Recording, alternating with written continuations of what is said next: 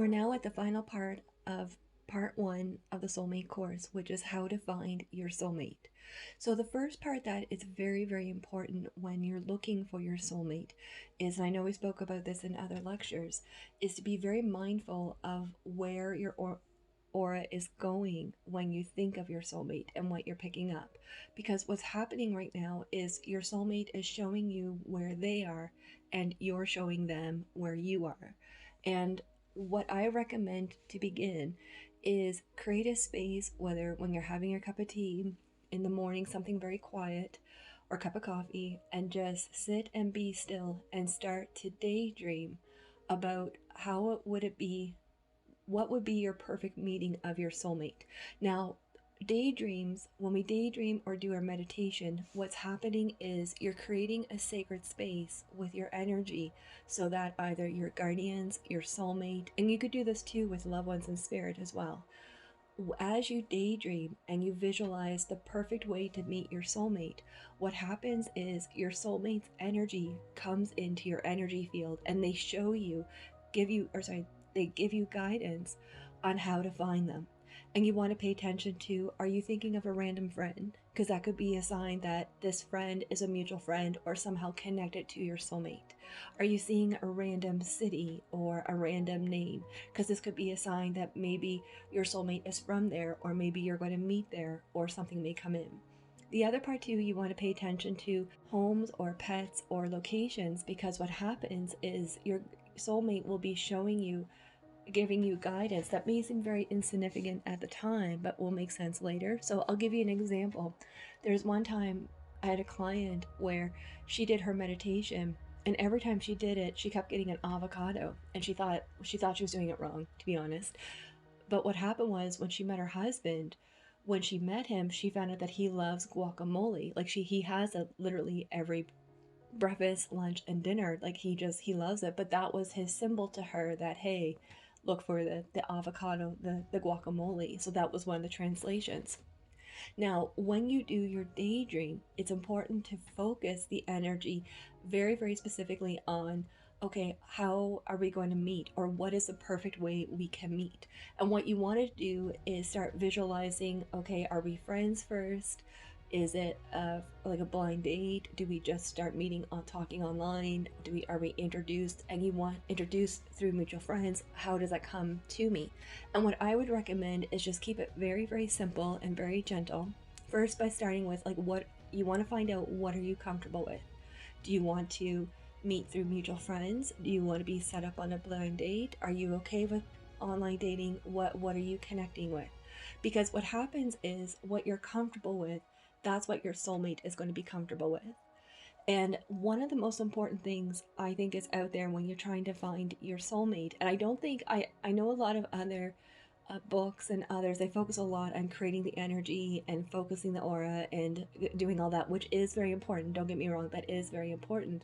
But one thing that's very critical in finding your soulmate is creating that physical space for your soulmate to find you. Because we could create all the energy with the crystal grids and focusing on that, but if we don't create a space for our soulmate to come to us, it's going to be very hard for them to get to us, because they can't, come to our door and knock on the door. It has to be, we have to use our power to create that space to find us. So a couple rules I'm going to recommend.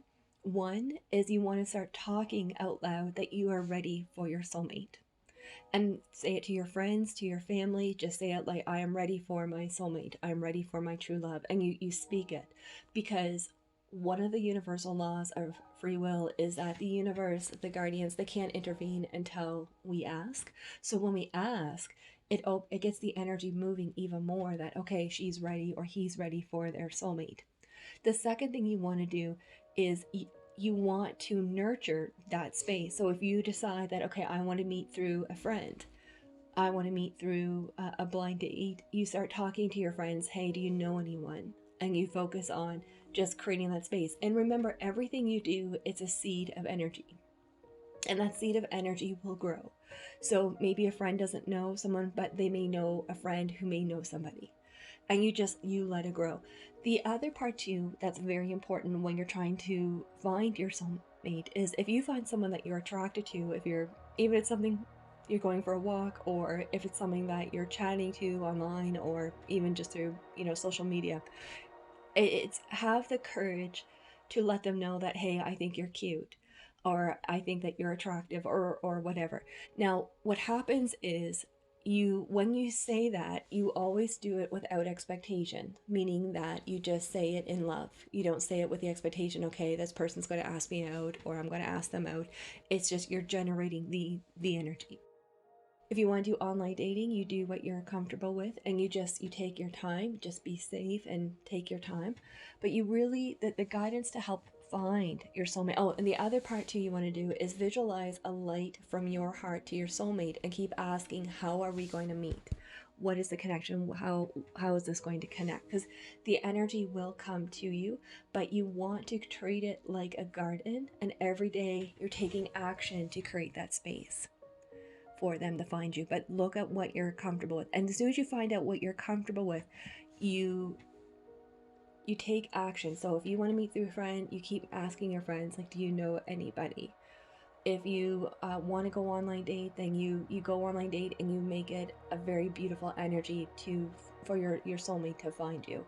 If you want it to be very organic and natural, then you want to, and I know it's hard right now because as I'm taping this, it's during the pandemic, but if you want to meet in person, you focus on energies like, do you want to do an in-person class or an online class where you could chat to other students, like where do you want to go? But you want to really pay attention to, if you were to meet your perfect partner, what to you would be the perfect way to meet them, and then kind of go from there.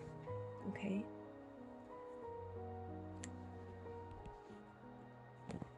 Thank you so much for taking this, and please feel free to message me if you have any questions or need guidance. Please let me know.